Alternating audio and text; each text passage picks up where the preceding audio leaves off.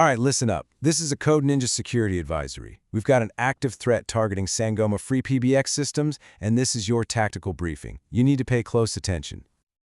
Here's how we're going to break this down. First, we'll confirm the code red threat.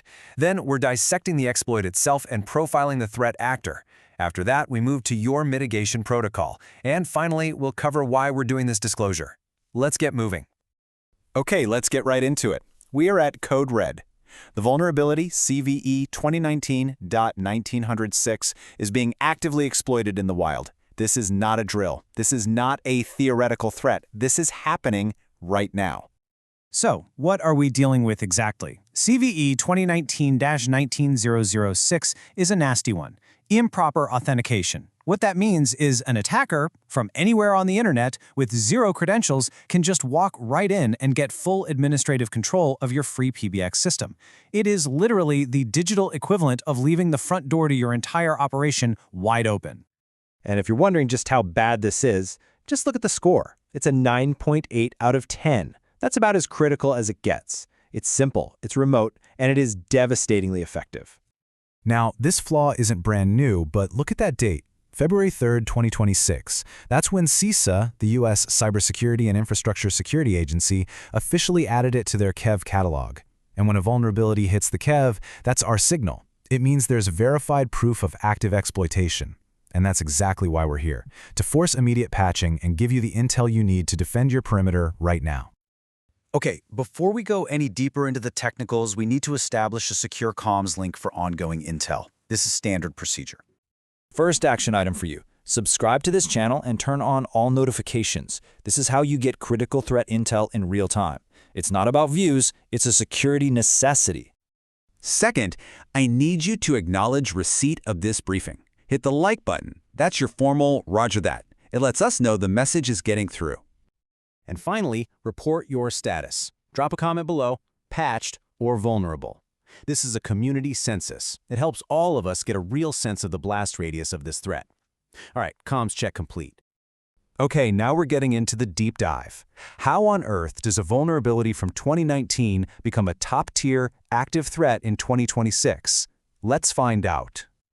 This timeline tells the whole story. The original CVE drops in late 2019. By 2020, there's a huge campaign hitting thousands of targets. Then, it goes quiet for a while. But in late 2025, the same threat actor comes back, now with a brand new vulnerability in their toolkit. And that renewed activity is what lit the fire under CISA in February 2026 and put this old bug right back on our radar. And here's how they're doing it. They're chaining two exploits together. They use the old 2019 auth bypass to get their foot in the door, that initial access. But once they're inside, they use the new 2025 command injection bug to deploy their malware and take complete control. It's a classic, brutal 1-2 punch. So, who is behind all this? Let's analyze the adversary. The group responsible for both the original 2020 campaign and this new wave is tracked as INJ3CJector3. Their weapon of choice is a really sophisticated web shell they call EncystPHP. And believe me, this is not amateur hour. It hides itself by pretending to be legitimate files. It creates its own root-level user, newfpbx, so it can stay in your system. It injects SSH keys for long-term persistence, meaning even if you patch, they might still have a backdoor. And it even cleans up after itself, forging timestamps, deleting logs, and get this, it even removes any competing malware it finds. Professional. So let's walk through the attack chain step by step. 1. They get initial access with the old bug. 2. They deliver their payload with the new one. 3. They dig in deep, creating users, cron jobs, SSH keys, the whole shebang. And step 4. This is the end game. They use your VoIP system, which is now a trusted device on your internal network, as a jumping-off point to move laterally and compromise your entire corporate infrastructure.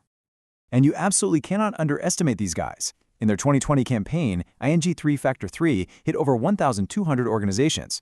And look at who they were targeting: government, military, finance. These are highly capable actors who know how to hit high-value targets. All right, enough analysis. It is time for action. This is your mitigation protocol. These are the immediate, concrete steps you need to take to lock down your systems. First things first, identify your exposure. This slide is your checklist. Pull out your phone, take a picture of this. If your FreePBX version is on the left, you are vulnerable. period. You must upgrade to the version on the right or a later one. This is priority number 1. Here is your 3-step action plan. 1. Patch. Immediately. No excuses. 2. Segment your network. Your phone system should not be on the same flat network as your domain controllers and file servers. Isolate it. That's how you stop that lateral movement. And 3. Assume you might already be compromised and start hunting. Scan for indicators of compromise, look for that unauthorized newfpbx user, and check your call billing for any weird activity. And I want to take a second to talk about why I'm telling you all this so publicly. This is what we call the disclosure mandate. Look, we operate on a core principle: coordinated vulnerability disclosure. When a flaw is being actively exploited, the defenders, that means you, need the intelligence to protect yourselves. Keeping quiet only helps the attackers. This advisory is meant to arm the blue team. So I'm going to leave you with one final critical question. You have the intel, you have the mitigation protocol. Now you have to act. Are you patched or are you vulnerable? Go check your systems now and report your status. Advisory complete. Stay secure.